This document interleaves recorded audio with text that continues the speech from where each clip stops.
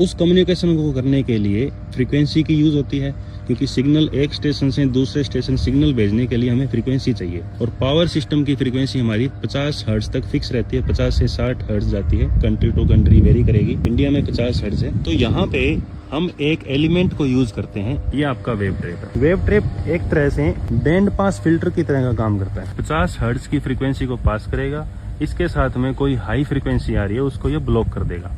और communication purpose के लिए हम ज्यादातर 50 गीगाहर्ट्ज से लेकर के 500 गीगाहर्ट्ज तक की जा सकते हैं। वो वेरी करता है हमारा कम्युनिकेशन सिस्टम किस फ्रीक्वेंसी पे डिजाइंड है, और उस फ्रीक्वेंसी को ये आपका ब्लॉक कर देगा। अगर यही फ्रीक्वेंसी जो कम्युनिकेशन वाली फ्रीक्वेंसी है वो सिस्टम के अंदर चली जाए तो सिस्टम को डिस्टर्ब कर सकती है।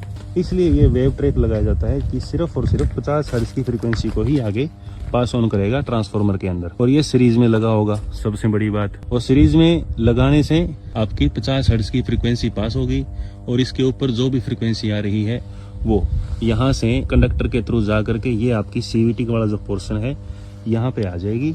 50 हर्ट्ज से ऊपर वाली फ्रीक्वेंसी जिसको वेव ट्रैप ने ब्लॉक किया था, और यही फ्रीक्वेंसी आगे सिग्नल दे दी हमारी पावर लाइन कैरियर कम्युनिकेशन, जिसको शॉर्ट फॉर्म में हम PLCC बोल देते हैं।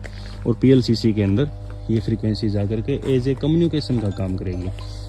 इसके ऊपर मैं एक डिटेल वीडियो अलग से बन जाएगी कि PLCC का काम क्या होता है। बेसिक लैंग्वेज में अगर मैं आपको बताऊं, दोनों एंड पे फीडिंग स्टेशन, जिस साइड से, जिस स्टेशन से ये जो ट्रांसमिशन लाइन आ रही है, और ये रिसीविंग स्टेशन, इन दोनों स्टेशन के बीच में पावर का जो कम्युनिकेशन है वो कैसे होगा, वो सारा डिजाइन होता है PLCC की बेस के अंदर। इस लाइन के अंदर कोई फॉल्ट हुआ और वो फॉल्ट एक्सेस हो गया, हमने सेंस कर लिया, और सेंस होने से ब्रेकर ट्रिप हो जाते हैं। किसी भी तरह का फॉल्ट हुआ तो वो डिजाइन होता है हमारा टाइमिंग के ऊपर।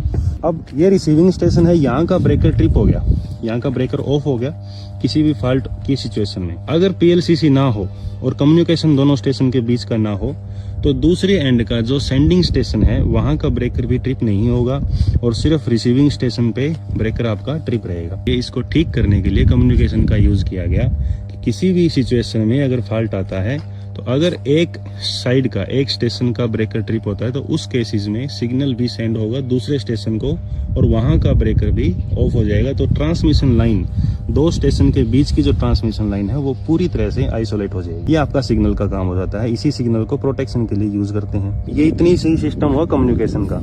और ये कम्युनिकेशन आपका जो वेव ट्रैप ने ब्लॉक की थी फ्रीक्वेंसी को, जो हाई फ्रीक्वेंसी थी किलो हर्ट्ज के अंदर, 500 किलो हर्ट्ज से 50 किलो हर्ट्ज से लेकर के 500 किलो हर्ट्ज तक कितनी भी जा सकती है, वो फ्रीक्वेंसी इस CVT के थ्रू कैपेसिटर एक लो